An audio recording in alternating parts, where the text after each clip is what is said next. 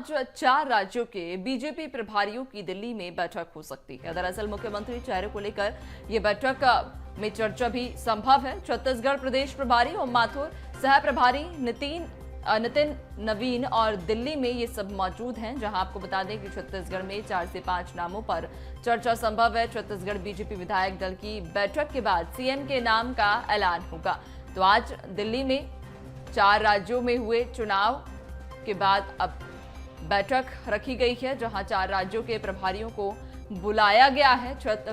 जहां छत्तीसगढ़ से भी कई दिग्गज कांग्रेस के दिल्ली पहुंचे हैं और इस बैठक में सीएम को लेकर चर्चा हो सकती है। आपको बता दें कि यह बैठक आज दिल्ली में, जहां इस बैठक में सीएम को लेकर चर्चा हो सकती है। छत्तीसगढ़ में 4 से 5 नामों पर चर्चा की जा सकती है। दरअसल छत्तीसगढ़ बीजेपी विधायक दल की बैठक के बाद में सीएम का ऐलान होगा। हालांकि अभी तक छत्तीसगढ़ में सीएम के नाम का कोई ऐलान नहीं किया गया है, लेकिन छत्तीसगढ़ बीजेपी दल की बैठक के बाद ये माना जा रहा है कि सीएम के नाम का ऐलान होगा।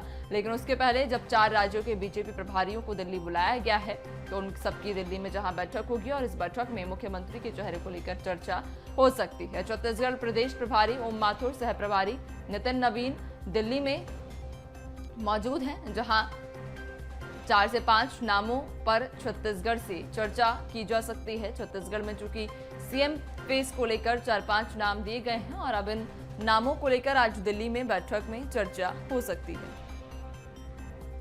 ज्यादा जानकारी लेंगे, संवाददाता दामिनी हमारे साथ में जुड़ चुकी हैं। दामिनी, छत्तीसगढ़ में अभी सीएम का कोई ऐलान नहीं किया गया है कि आखिरकार सीएम कौन बनेगा, लेकिन दावेदारी देख रहे हैं लंबी है। आज भी जब दिल्ली में बैठक होगी तो 4 से 5 नाम छत्तीसगढ़ से सीएम को लेकर भेजे गए हैं। देखिए, आपको बता दें छत्तीसगढ़ में लगातार मुख्यमंत्री के चेहरे को लेकर चर्चाएं तेज हो चुकी है, क्योंकि भारतीय जनता पार्टी की ओर से ये बात कही गई थी कि इस वजह से जो चुनाव है वो कमल के चिन्ह के साथ और मोदी की गारंटियों के साथ जो है वो लड़ी जाएगी और उसी के आधार पर जो है चुनाव लड़ा भी गया और जीत जो है भारतीय जनता पार्टी को हासिल हुआ। जिसके बाद आज जो है दिल्ली में एक बैठक आयोजित की गई है, जिसमें मुख्यमंत्री के चेहरे को लेकर जो है चर्चाएं होंगी। और आपको बता दें 4 से 5 नाम ऐसे हैं जिनकी चर्चाएं तेज हो चुकी है कि इन्हें मुख्यमंत्री के दावेदार के रूप में देखा जा सकता है। पहले नाम की यदि हम बात करते हैं तो पूर्व सीएम डॉक्टर रमन सिंह का नाम सामने आ रहा है। दूसरे की अगर हम बात करते हैं तो लता उसेंडी का नाम जो है वो सामने आ रहा है। इसके साथ ही तीसरे नाम की यदि हम बात करते हैं तो ओपी चौधरी के जो नाम है वो सामने आ रहा है। और चौथे अगर हम नाम की बात करते हैं तो एक तरह से अरुण साव, जो कि प्रदेश प्रभारी के रूप में भी काम कर चुके हैं और चुनाव लड़ा भी है उन्होंने लोरमी से, तो उन्हें भी मुख्यमंत्री के चेहरे के रूप में जो है वो देखा जा रहा है।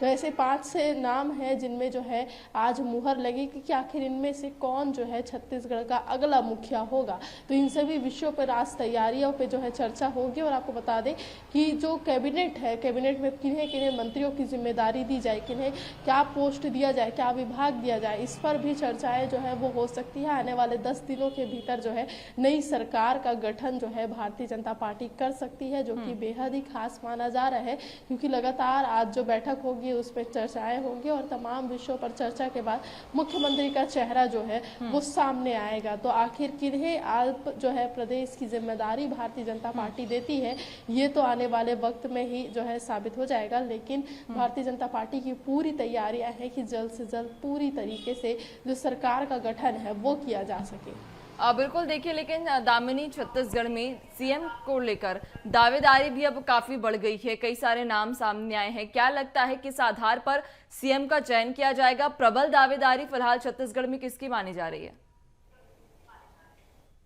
देखिए, प्रबल दावेदारी की यदि हम बात करेंगे तो जातिगत समीकरण जो है वह भी देखा जाएगा, जिसपे जो है कहीं ना कहीं जिस प्रकार से कांग्रेस के मुखिया भूपेश बघेल ने जब छत्तीसगढ़ में मुख्यमंत्री बनने का पद जो है वो ग्रहण किया था, तो उस दौरान उन्होंने छत्तीसगढ़िया वाद को यहाँ छत्तीसगढ़ में लाया था। तो ऐसे में प्रदेश अध्यक्ष अरुण साव का नाम जो है वो भी सामने आ रहा है। इसके साथ ही ओपी चौधरी, जो कि यूथ आइकॉन रूप में माने जाते हैं, क्योंकि वह एक कलेक्टर भी रह चुके हैं और ऐसे में जो युवाओं के प्रति और युवा युवाओं में उनकी लोकप्रियता है वो काफ़ी ज़्यादा है। तो ऐसे में उन्हें भी कोई ना कोई बड़ी बातें, बड़ी जिम्मेदारी देने की बात कही जा रही है। और हमने देखा था कि बीते दिनों जब गृह मंत्री अमित शाह का दौरा हुआ था, तब उन्होंने ओपी चौधरी को लेकर कहा था कि आप इन्हें चुनाव जिता कर दीजिए, मैं इन्हें बड़ा आदमी बनाने की जिम्मेदारी लेता हूँ। तो कई ऐसे शब्द जो है इनके लिए कहे गए थे। इससे पहले भी मनसुख मंडाविया समेत कई ऐसे दिग्गज हैं जो दौरे पे जब पहुंचे थे, तो ओपी चौधरी को लेकर भी उन्होंने कई बातें कही थी। तो कहीं ना कहीं ये भी आसार जताए जा रहे हैं कि हो सकता है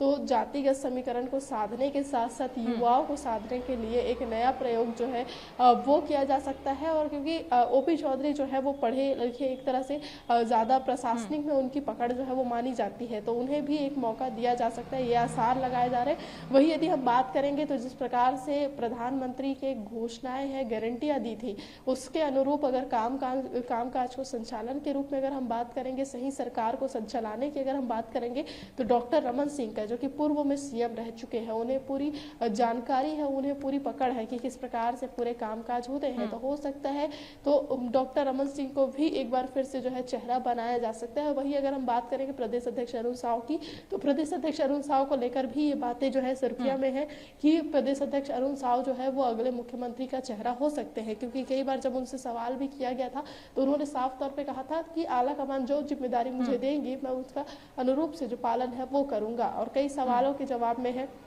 ये भी कहा जा रहा है कि अगर प्रदेश अध्यक्ष अरुण साव को जो है मैदान में उतारा जाता है, उन्हें मुख्यमंत्री बनाया जाता है, तो ओबीसी वर्ग को साधा जा सकेगा। साथ ही जो है आने वाले दिनों में, क्योंकि वो प्रदेश अध्यक्ष रह चुके हैं, तो पूरी चुनावी कमान के साथ साथ पूरे प्रदेश को संचालन करने की जो एक तरह से जिम्मेदारी है वह उन्हें दी जा सकती है। और बेहद ही खास है क्योंकि बीजेपी एक संगठन के तौर पर जो है वो काम करती है, जिसमें फैसले जो है आला कमान के निर्देश के बाद ही लिए जाते हैं।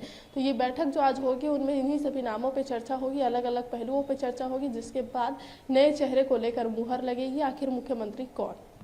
बिल्कुल दामिनी, चूंकि देखिए छत्तीसगढ़ में दावेदारी लंबी है, कई सारे नाम अब सीएम को लेकर सामने आ चुके हैं। देखने वाली बात होगी कि आखिरकार आला कमान किस नाम पर मुहर लगाता है और छत्तीसगढ़ को उसका नया सीएम कब तक और कौन मिलेगा। बहुत शुक्रिया आपका जानकारी साझा करने के लिए, बने रहिएगा और भी अपडेट्स लेंगे।